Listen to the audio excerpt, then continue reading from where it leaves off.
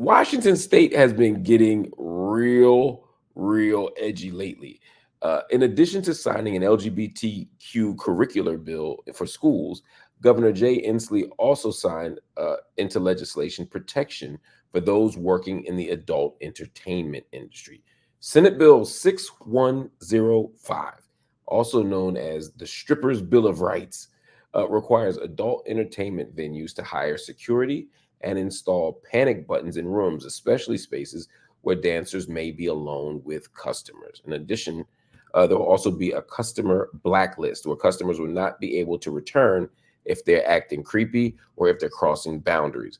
And venues are mandated now to report claims of customer violence or criminal behavior. I could not be happier for this bill. Let me be clear, it's not because I be up in the strip club, because I don't be. I used to be at one point in my life, in my backsliding days, but I don't go to strip clubs. It's not about strip clubs. For me, it's about protecting the rights of all laborers. And very often, when we talk about sex work, like so-called prostitutes, when we talk about strippers, we fail to see this work as labor. We shame it, we demonize it, we criminalize it, and in doing so, we actually make the conditions more dangerous. There's no job in the world, no job that you should be able to go to and not have basic safety protections.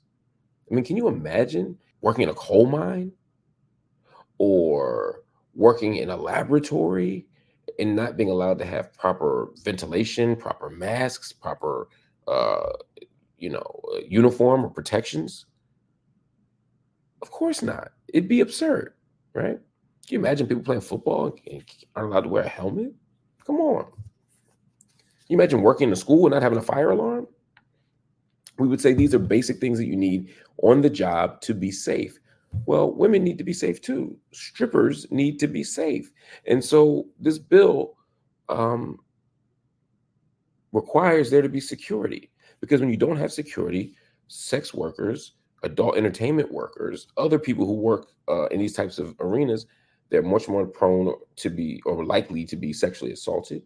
You need panic rooms and buttons. If you've ever been to a strip club, when you go back to that champagne room or you go back for that private dance, it's just you and the dancer. Now, at that moment, if someone wanted to assault that dancer, if someone wanted to attack that dancer, somebody wanted to rob that dancer, there's very little you could do, but a panic button creates the opportunity for someone to rush in. This is necessary. This is important. And you need a blacklist, because there are people who make it their business to go from strip club to strip club to strip club, and all they do is harass dancers. Some of them are not mentally well. They obsess about dancers. They obsess about these women or men, right? Because this isn't just for women. This is for men too. Although male strippers, I would imagine, don't have the exact same problem, simply because they're typically not in vulnerable positions where they can be physically overpowered by the customer, where they can be sexually assaulted by the customer.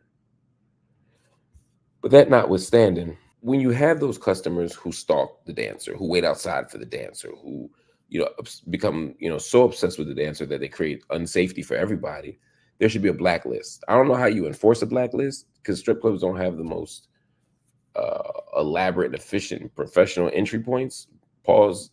You just walk up to the club, show your ID, and go in, right? So I don't know if, like, oh, that's Bernie over there, he can't come in. I don't know if that'll work, but mandating it is a step forward. We have to be in the 21st century more upfront and honest about what we're dealing with here. Now, look, I don't get more conservative as I get older, but I think I get more cautious and more complex in how I think about these things. I believe in sex positivity. I believe that people have a right to do what they want with their bodies and their lives, and I believe that um, that sex work, like all work, is labor.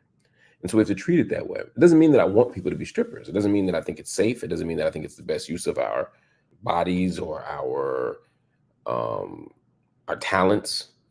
But I don't demonize it. I don't think it should be criminalized. I don't think we should be morally uh, attacked or diminished. I think we should see it as what it is. Do I want everyone to do it? No. I don't want everybody working a coal mine either.